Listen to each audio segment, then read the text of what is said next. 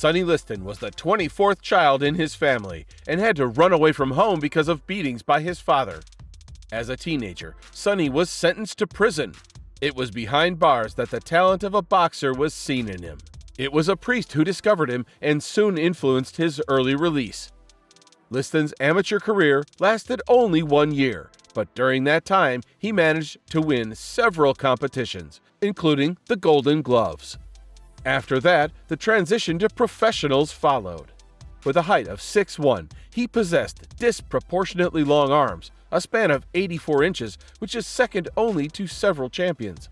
He also had the largest fists among heavyweights, 15 inches, and this record lasted until the appearance of Nikolai Valuev in the ring.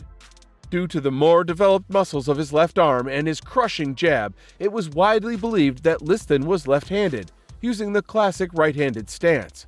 Sonny started out in the pros slowly, not boxing with the top competitors.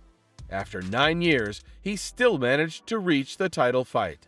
In 1962, he signed a contract to fight Patterson in New York, but the New York Boxing Commission, citing Liston's criminal record, banned the match. As a result, the fight was moved to Chicago's Comiskey Park. Liston and Patterson met on September 25th, and Liston became the world champion by knocking out Patterson in the first round.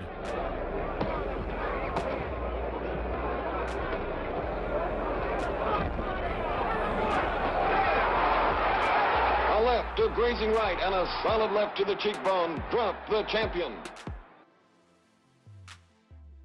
But despite this, he did not receive due attention. Upon arrival home, he was not met by any reporters, which upset him very much. Patterson and Liston agreed on a rematch held on July 22, 1963 in Las Vegas.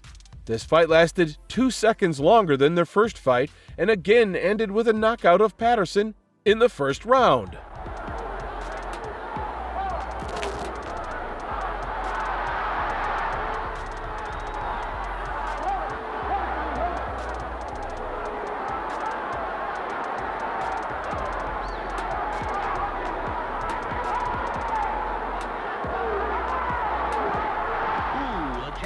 Long right hand grazes the champion's chin, but Liston's countering left hook is on target and sets up the second knockdown. Two jarring right hands are followed by the knockout blow. Later in Liston's career, there were 2 fights against Muhammad Ali. It is not surprising that these fights brought him the greatest popularity.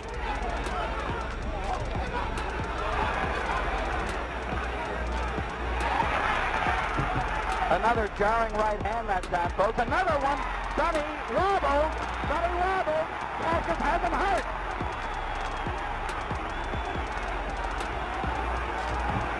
Sonny is... No.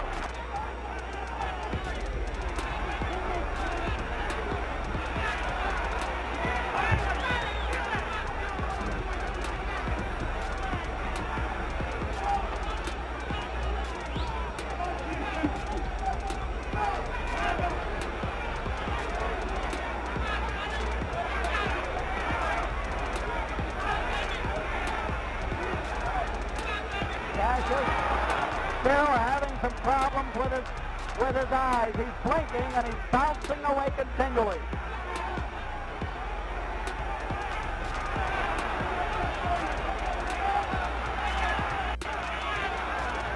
Liston. Before the start of the 7th round, Liston shocked the audience by refusing to come out of his corner and claiming he had injured his shoulder. Thus, the title of champion passed to Glue. There were rumors that Liston realized that he would lose, but there was no injury.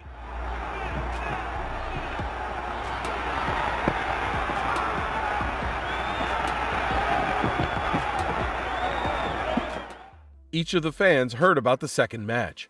At least, this photo can be found everywhere, and it is itself associated with the word boxing. Ali knocked Liston down and shouted, "Get up, sucker, get up and fight." Something unimaginable started happening in the ring. Several spectators climbed over the ropes, showering the defeated Liston with curses. Both Ali and Jersey referee Joe Walcott could not open the score, and the finally crushed Liston did not even try to get up.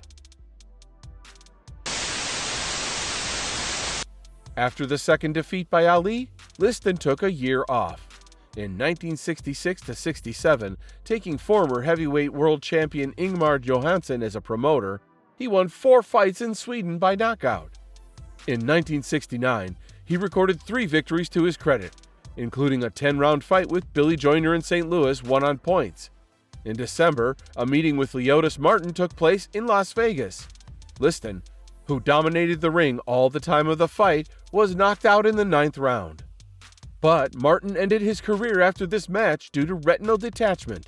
Then, Liston, in June 1970, won a technical knockout fight against Chuck Wepner, and this ends the history of this professional boxer, and begins the story of Liston's death, which is still shrouded in darkness and mystery to this day. The fact is that his wife found her husband's corpse on January 5th in their Las Vegas home. As the examination showed, the corpse had been lying for 5 to 6 days, so the official date of death was set on December 30th. Moreover, the police did not find any traces of violent death. Plus, traces of injections were found on the boxer's arm, a syringe was found next to the body, and bags of heroin were found in the kitchen. Because of this, the police issued an official version of death: drug overdose. But the autopsy showed that the level of codeine and morphine in the boxer's blood was too low for an overdose. The fact that Liston had a phobia of needles also looks suspicious. And one of his friends later said that shortly before the tragedy, Sonny got into a small accident and was given injections in the hospital. Perhaps there were traces of medical manipulation. There is a version that Liston was supposed to lose his last fight, but for some reason did not do it.